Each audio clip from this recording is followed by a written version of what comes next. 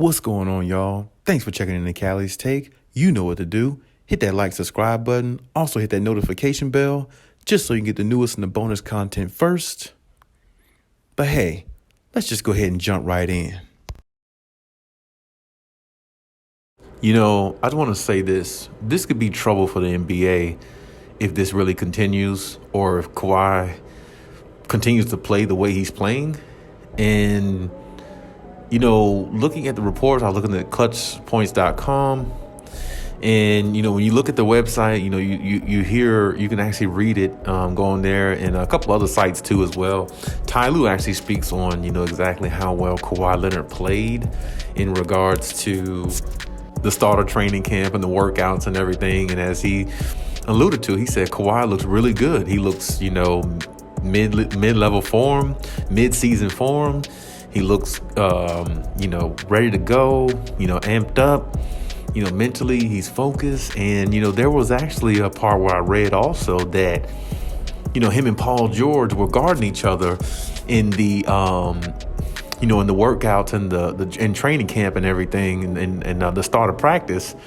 And, you know, it was just fun to see. Everybody was really, you know, on the same page and gelling, and Kawhi was out there with the rest of the team, and it was just great to see his presence out there, because they miss his presence, you know, times 10, because Kawhi is such a beast on both ends of the floor. It's really hard to replace a player like that, because when you have a two-way player who is just as dominant on the defensive end as he can be on the offensive end, you lose a player like that, it really just sets a team back so much, because Kawhi is a one-of-a-kind type player. You don't really have too many two-way players like that in the NBA who could really play at that high of a level the way Kawhi can. And, you know, if Kawhi comes out this year and plays his best basketball, I think, you know, his flowers should be rewarded to him in regards to, you know, winning an MVP. I think Kawhi definitely deserves to win an MVP. I know he doesn't really care to win one. Only MVP he wants to win is the Finals MVP. And I don't really blame him at all for that one, because that's the ultimate one. That's the one that sets you apart from a lot of players who stood or played in this league for years and who didn't win a championship. That's what sets you apart.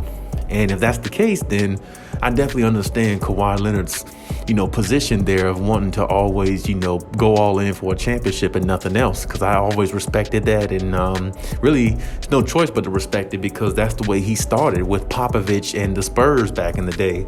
That's pretty much how he was born to play in the NBA. Low manage some, go all out in the playoffs, and win it all in the end. You see what I'm saying? And that's the reason why he's found so much success, and that's why he still does it. So I think the low managing thing, if they decide to do that and be cautious with him, which I know they will be, because reading the reports, that's exactly, you know, what Ty Lue and the Clippers are thinking. You know, be kind of cautious with Kawhi, see where he's at, see what he can handle, what he can do, what he can't do, and then let him grow and elevate from there to get back to the player that he really officially is or was before the injury happened. So with that being said, I'm, you know, all in as well, looking at Kawhi Leonard and checking out the clips and seeing him practice and seeing him go through the drills and everything like everybody else.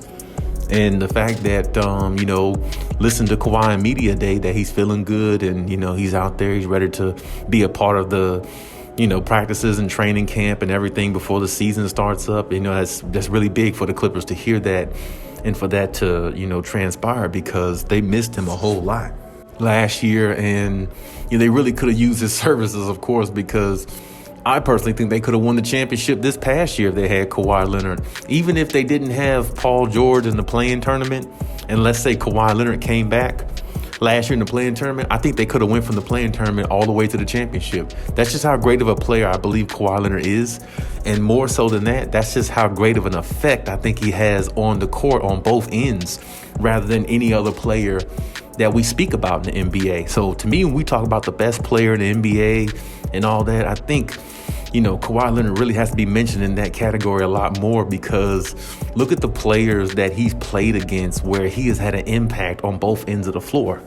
You know, even when you look at even when he played Luka Doncic, Luka had all them points, was scoring points and things like that, all those games. But the last 3 or 4 games of the series when they played Dallas Mavericks, the times he guarded Luka, He stopped them a few possessions, and the few possessions he stopped them was all they needed, for them to get the momentum and carry out the game. Because Luka's a hard challenge. He's gonna be a hard challenge for Kawhi or anybody, because it's there's no way of stopping a superstar. If you could slow him down some, neutralize him some, get a few possessions on your side, that's all you can ask of as a defender.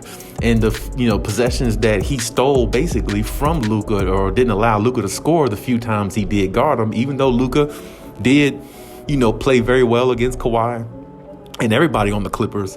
The reason why Luka can't beat the Clippers or haven't beat them yet is because Kawhi Leonard. Kawhi can defend him in different angles.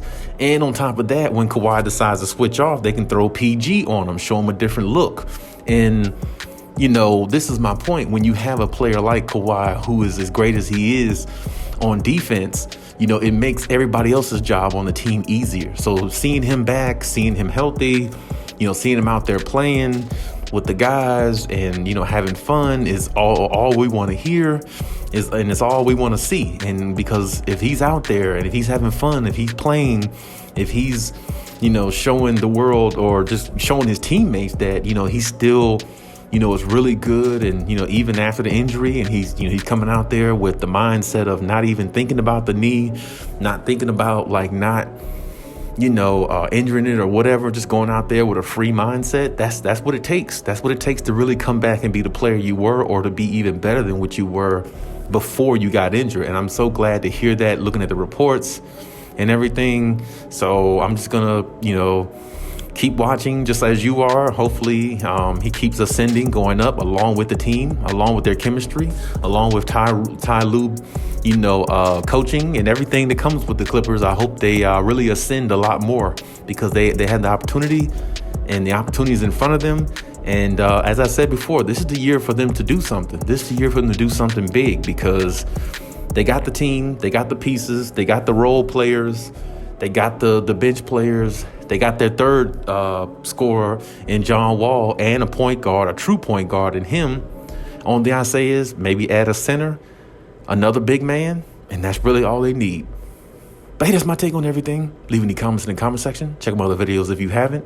And hey, Khaliis out.